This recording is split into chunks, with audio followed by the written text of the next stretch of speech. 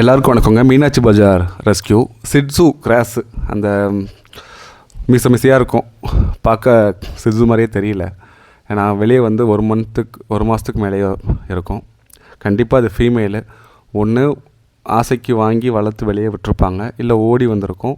அப்படி இல்லாட்டினா இந்த இனப்பெருக்கம் பண்ணுறேங்கிற பேரில் பணத்துக்காக விற்பாங்களே அந்த அரக்கர்கள், சில அரக்கர்கள் ஓரளவுக்கு மேலே இனப்பெருக்கம் பண்ண மாட்டான் அப்படின்னு சொல்லிட்டு தூக்கி போடுறதுக்கும் இங்கே வாய்ப்பு இருக்குது. எல்லாம் பார்த்துருக்கோங்க, அதனால தான் வருத்தப்பட்டு சொல்கிறேன்.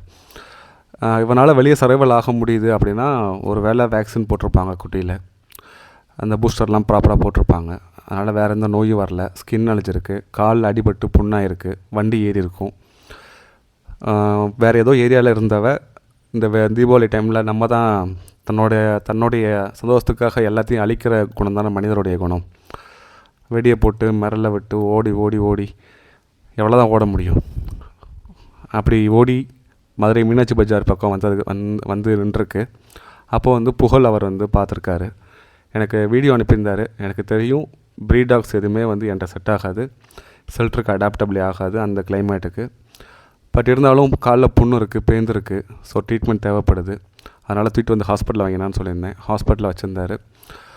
ஹாஸ்பிட்டலில் ஒரு 2 days வந்து போர்டிங் இருந்துச்சு. நல்லா குளிப்பாட்டி வச்சுருந்தாங்க, ஃபுட்டு கொடுத்து. சரி இன்றைக்கி நான் ரிசீவ் பண்ணிடுவோம், அதனால் டெய்லியுமே வந்து பே பண்ணணும்ல, ஸோ அதனால் ரிசீவ் பண்ணிடுவோன்னு சொல்லிவிட்டு இன்றைக்கி என் ஃப்ரெண்டு அனுப்பி விட்ருந்தேன். எனக்கு கொஞ்சம் உடம்பு முடியல. அடுத்த வீட்டுக்கு வந்துச்சு, தூக்கிட்டு போய் மேலே வச்சுருக்கேன். எவ்வளோ ஃப்ரெண்ட்லியாக இருக்கா பாருங்கள், ஃபீமேல்லாம். மற்ற என் வீட்டில் ஆல்ரெடி இந்த மந்த் ரெஸ்கியூ பண்ண 4-5 பிள்ளைங்க இருக்காங்க. நான் அப்டேட் பண்ணுறேன் ஒவ்வொன்றா, அடுத்து ஒவ்வொரு வீடியோவில் அப்டேட் பண்ணுறேன். இப்போ என் வீட்டில் தான் இருக்கா, பார்ப்போங்க. வந்தவுடனே டிவார்ம் பண்ணியிருக்கேன். புண்ணுக்கு மருந்து கொடுக்க ஆரம்பிச்சிடுவேன். நன்றிங்க, அப்டேட் பண்ணுறேன். நன்றிங்க.